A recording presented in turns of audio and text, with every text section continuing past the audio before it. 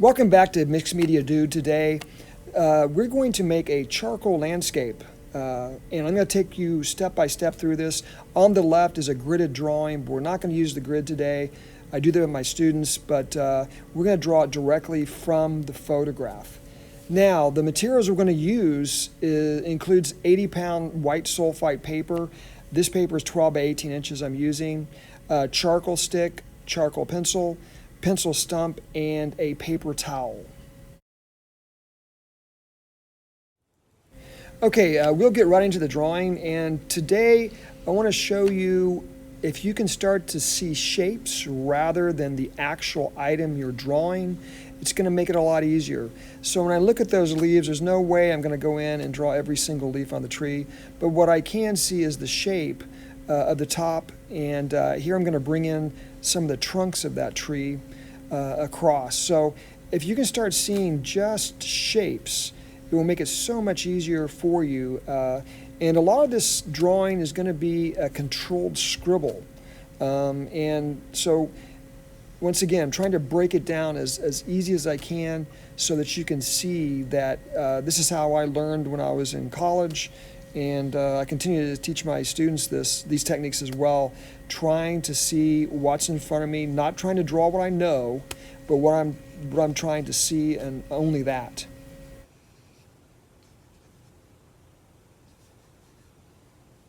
I'm not going to be completely faithful to the photograph. I'm going to take some things out. The majority of it will be in there, but I'm going to make some selective edits for myself. I'm not going to put in that far right tree. I'm going to leave that empty, but otherwise I'm going to start building up layers, just using these scribble shapes to begin, drawing in circles rather than streaks or lines. So the more I layer these, the more it will get thicker and thicker. Now, every once in a while I'll use a paper towel to kind of blend in, and then I go back into making the marks again. Drawing's all about mark making. Here's the pencil stump. You can also use that occasionally just to kind of bring some more volume and shading values into the drawing you've started.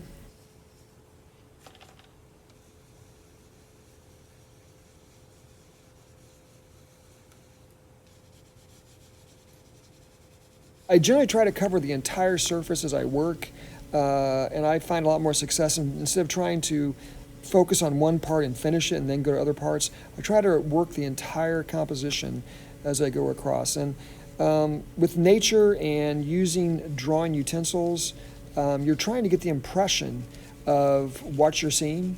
At least that's the style I'm going for. And like I said, the best way I can describe this is a controlled scribble, and trying to make those scribbles make sense. Every once in a while I will go to the charcoal pencil. That can give me some more fine detail as opposed to the big stick.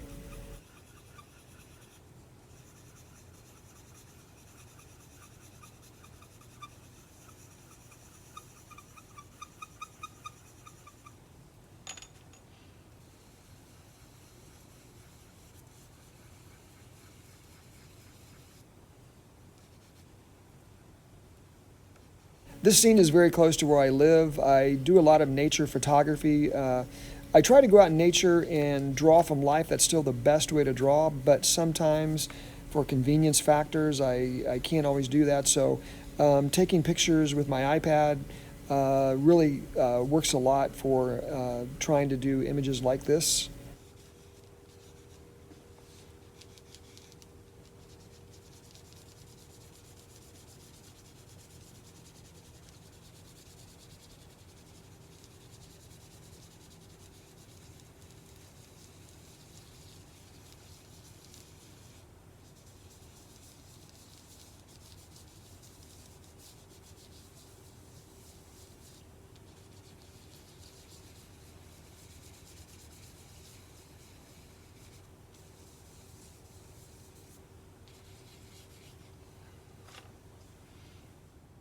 Okay, I'm going to get a little tighter in here so you can see some of the details. And as I've told my students, the more grays and darks you can build up, the more 3D it will look. At some point in the drawing, you want to try to find what your darkest darks are, and you can work off that for contrast. And trying to develop those grays will really bring the image forward as well.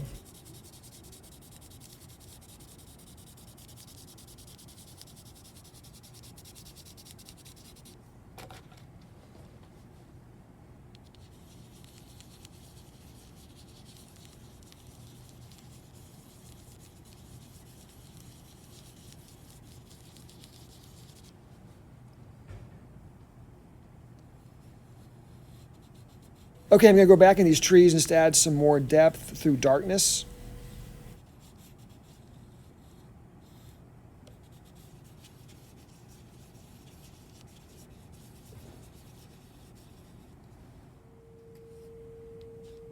Way back in the distance, of course, it's not going to be as dark since it's going away from us.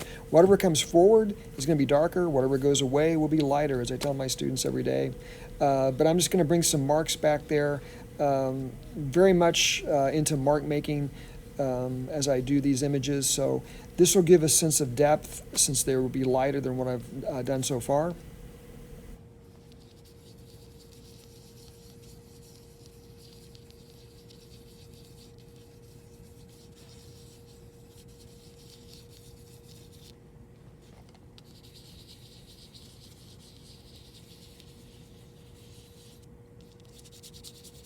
Here I am trying to bring some of the shadow into the little creek that kind of goes down to the bottom. I just kind of use the side of my charcoal, and I will be using paper towel and a pencil stump to kind of blend that more.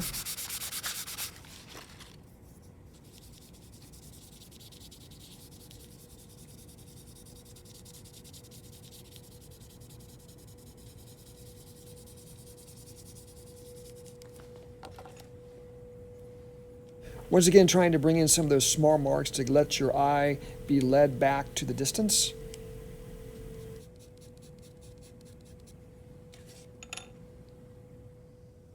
And here we have the final. So I hope you've enjoyed the video today. And next time you draw, try to see shapes rather than the actual details. Kind of trick your mind to seeing that. So I'll scan down here and take another look at the water. So anyway, I hope you guys had a great time watching this. If you like the channel, please subscribe. I'll see you next time.